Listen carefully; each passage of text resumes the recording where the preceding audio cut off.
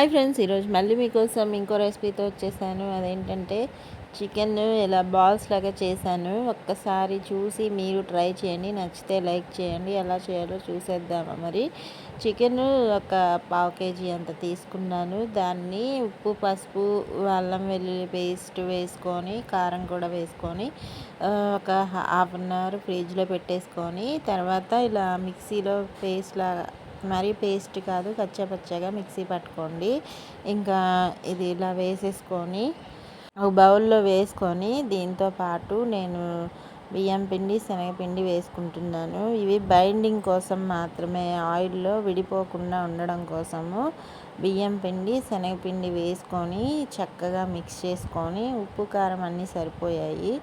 ఇంకా లైట్గా వేసుకోండి, ఎక్కువగా వేసుకుంటే పిండి తిన్న ఫీలింగ్ ఉంటుంది. మనకి లైట్గా వేసుకొని దాంతోపాటు కరివేపాకు, కొత్తిమీర కూడా కొద్దిగా వేసుకొని, 2 రెమ్మల కరివేపాకు, కొద్దిగా అంత కొత్తిమీర వేసుకొని ఇలా రౌండ్ బాల్స్ లాగా చేసుకొని ఆయిల్లో డీప్ ఫ్రై చేసుకోండి. మనం పిండి వేయడం వల్ల విడిపోకుండా చక్కగా వస్తాయి అన్నమాట బాల్స్. ఇంకా అవి లో టు మీడియంలోకి మార్చుకుంటూ ఫ్రై చేసుకున్నాను. ఎందుకంటే లోపల దాకా కుక్ అవ్వాలి కాబట్టి ఇంకా మార్చుకుంటూ చక్కగా కలర్ మారేంతసేపు ఈ బాల్స్ని ఫ్రై చేసుకొని ఇంకా సర్వ్ చేశాను అనమాట. దానిలో జీడిపప్పు కూడా వేసుకున్నాను. టేస్ట్ బాగుంటుంది కదా, జీడిపప్పు కూడా పెట్టుకొని తింటే. ఇంకా ఇవి ఫ్రై అయిన వెంటనే తీసి పక్కకు పెట్టి పిల్లలకి, నేను, మా వారు అందరం ఎంజాయ్ చేసామన్నమాట.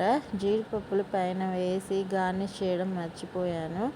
ఇంకా అవి కూడా తీసేసుకొని సర్వ్ అవుట్ చేసేసి కొద్దిగా అంత కారం, కొద్దిగా అంత సాల్ట్ వేసుకొని టాస్ చేసుకున్నాను. చాలా యమ్మీగా ఉంది. Boy friends.